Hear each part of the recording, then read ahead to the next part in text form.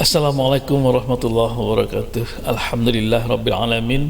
Wassalatu wassalamu ala asrafil anbiya'i wal mursalin wa ala alihi wa sahbihi ajmain. Bapak Ibu peserta umrah yang dirahmati Allah, kita masuk kepada topik yang ketiga, yaitu bagaimana menjaga kesehatan selama ibadah umrah. Fokus pada kali ini adalah mengenai gangguan sesak nafas. Sesak nafas.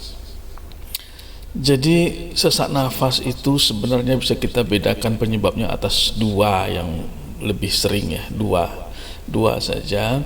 Yang pertama adalah yang dikarenakan oleh penyakit jantung. Kemudian yang kedua adalah yang dikarenakan oleh penyakit paru-paru. Biasanya begitu, walaupun ada sebab yang lain. Kita coba bahas satu persatu. Penyakit jantung, ya. Pertama penyakit jantung dulu. Penyakit jantung ini ditandai dengan dua kondisi. Ada yang dinamakan dengan lemah jantung atau gagal jantung. Ada yang disebabkan oleh penyempitan pembuluh darah jantung. Jadi ini gejalanya ada dua hal yang berbeda. Kalau gagal jantung atau lemah jantung biasanya ditandai dengan dia akan sesak nafasnya kalau melakukan aktivitas. Itu sesak nafas ketika melakukan aktivitas, itu pertanda jantungnya lemah, memumpah atau gagal jantung.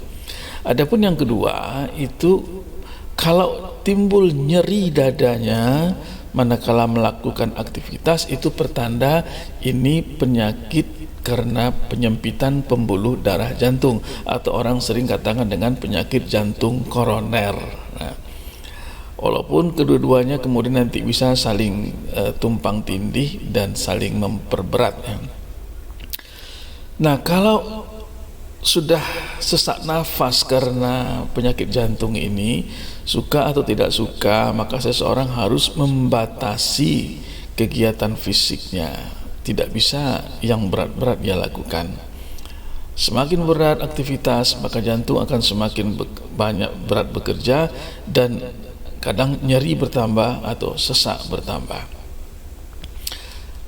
Nah, di balik penyakit jantung ini tentu ada beberapa hal yang lain sebagai faktor penyebabnya atau faktor risikonya. Pertama, hipertensi itu pasti. Kalau orang hipertensi akan semakin memperberat jantungnya, maka kendalikanlah tensi, ya. Yang kedua adalah faktor kegemukan. Gemuk ini ternyata memang tidak menguntungkan, ya. Obesitas itu membuat jantung kerjanya lebih berat dan mudah sesak, ya. Kemudian yang lain apa? Ya seperti kolesterol. Itu pengaruh. Kolesterol itu nanti akan mempersempit pembuluh darah jantung karena lapisan lemak di situ. Dan ada beberapa faktor yang lain. Ya. Lantas bagaimana? Apa kiatnya? Kiatnya untuk gangguan jantung ini adalah memang betul-betul diperhitungkan aktivitas. Dan yang kedua, jangan terburu-buru. Semua tindakan kalau terburu-buru pasti jantungnya akan berdegup kencang dan sesak nafas. Kemudian mungkin minum jangan terlalu banyak, ya, secukupnya saja. Karena cairan yang banyak di tubuh itu kan makin memperberat kerja jantung. Lantas obat-obat yang harus dibawa. Nah, ini obat-obat yang harus dibawa. Kalau kita ada hipertensi, jangan lupa bawa obat hipertensi. Kalau kolesterol, maka jangan lupa bawa obat anti kolesterol, ya. Di samping kemudian ada obat-obat khusus seperti umpamanya bisoprolol, ramipril. Nah, itu biasanya digunakan untuk penyakit jantung. Kalau untuk penyakit jantung koroner atau penyempitan jantung, itu selalu menggunakan umpamanya obat-obat yang di bawah lidah, isosorbit dinitrat, ya, ISDN, ya. Itu yang di bawah lidah. Kemudian juga harus membawa obat-obat pengencer darah seperti Aspilet atau Clopidogrel. Nah, itu yang lazim, ya. Itu memang tidak boleh lupa, harus dibawa hal yang itu. Yang terpenting dari jantung ini adalah jaga emosi, ya. kalau kita tidak tenang, kita cemas, kita ketakutan dalam beribadah umroh, maka jantung akan semakin mudah terpicu. Jadi jaga ketentraman hati, ketenangan jiwa, ya, laksanakan dengan sebaik-baiknya, penuh percaya diri, tidak terburu-buru, ya. Laksanakan sesuai dengan kemampuan saja. Ini kiatnya untuk penyakit jantung. Kemudian yang kedua adalah sesak nafas dikarenakan oleh penyakit paru-paru. Ini juga bisa kita bedakan atas dua. Pertama, yang sering itu adalah penyakit karena asma. Nah, asma itu ditandai dengan sesak nafas, bunyi nafas itu mencicit atau menciut, berbunyi nafasnya, sempit dia mengeluarkan nafas, itu asma. Semua orang tahu mana yang penyakit asma, ya. Tapi untungnya biasanya kalau penyakit asma ini dikarenakan oleh faktor alergi dan kelembaban udara, ya, kan ada banyak orang tuh kalau udara lembab, musim dingin, itu asmanya timbul, bersin-bersin dan segala macam. Biasanya di Arab Saudi orang yang seperti ini asmanya akan hilang. Karena apa? Karena Arab Saudi itu udaranya kering. Kering itu menguntungkan bagi orang asma, tapi asma yang karena faktor alergi udara lembab, ya. Tapi ya tetap harus membawa obat-obat perbekalan untuk asma seperti nebulizer atau umpamanya obat semprot, ya, spray itu dibawa. Kemudian obat-obat seperti salbutamol, pengencer dahak seperti ambroxol itu tetap harus dibawa, ya. Bahkan mungkin kalau yang sudah rutin asmanya, mungkin dia harus menggunakan metilprednison kalau yang sudah berat, ya, atau barangkali teofilin. Ada banyak obat asma. Bekalilah diri Anda dengan obat-obat tersebut supaya Anda tidak terserang asma dan bisa beribadah dengan baik. Yang kedua adalah penyakit kena infeksi paru-paru.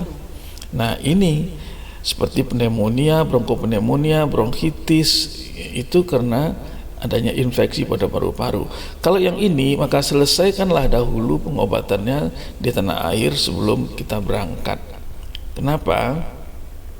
Karena infeksi itu hal yang bisa diatasi sebenarnya.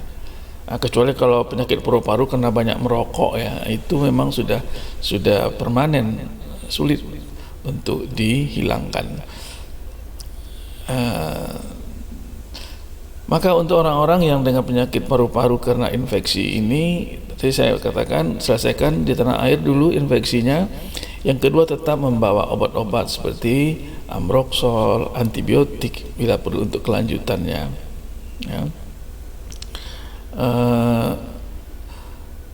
Kemudian satu lagi yang perlu diingat, ya, bahwa di Arab Saudi itu orang yang tidak batuk pun bisa menjadi batuk karena faktor udara. Apalagi orang yang sudah ada penyakit batuk mungkin akan bertambah berat. Maka senantiasalah memeriksakan diri di sana dengan tenaga kesehatan, apa kira-kira upaya untuk mencegah dan mengantisipasinya. Ada satu trik, apa? Karena udara di Saudi Arabia itu kering, ya, maka kita harus senantiasa membasahi kerongkongan kita, tenggorokan kita dengan air. Artinya sering-sering melewatkan air di tenggorokan, ya. Mungkin dengan minum, ya. Mungkin minum tidak perlu harus banyak-banyak, tapi sering-sering, walaupun jumlahnya sedikit, supaya bisa melembabkan saluran pernafasan kita, kerongkongan kita. Nah, itu trik salah satu. Yang kedua adalah yang sering juga saya lakukan, yaitu menggunakan masker, yang mana masker itu senantiasa dibasahkan, dilembabkan dengan air. Jadi kita punya masker yang dari kain yang bisa menyerap air, ya, kemudian dibasahkan, baru dipasang maskernya. Nah, itu senantiasa kalau udah kering basahkan lagi, pasang lagi, udah kering basahkan lagi, pasangkan lagi. Insya Allah dengan begini kelembaban terjaga dan insya Allah kita tidak terserang penyakit paru-paru. Kemarin saya katakan bahwa kalau infeksi yang diperoleh dari Arab Saudi untuk paru-paru ini agak sulit penyembuhannya, ya, karena mungkin nggak tahu, mungkin faktor kumannya yang cukup berat atau bagaimana. Nah, tapi tetap berjaga diri dengan trik-trik yang seperti itu. Jangan takut untuk minum. Nanti kalau minum kencing-kencing, enggak. Kenapa? Karena di Arab Saudi itu kering udaranya, sehingga keringat kita itu akan tetap menguap terus. Sebenarnya kita akan kekurangan cairan itu, dan kita enggak akan sering kencing di sana. Sebenarnya begitu. Jadi jangan takut untuk minum. Makanya di Masjidil Haram dan Nawawi itu disediakan air zam-zam di mana-mana ada, ya. Jadi bawalah botol satu, ambil air zam-zam dan minumlah setiap saat. Baiklah Bapak Ibu yang saya muliakan, ini sudah sekian menit kita berbicara tentang satu topik, yaitu sesak nafas pada ibadah umroh. Semoga ada manfaatnya bagi kita bersama. Wabillahi taufiq wal hidayah. Assalamualaikum warahmatullahi wabarakatuh. Anda Citra Utama.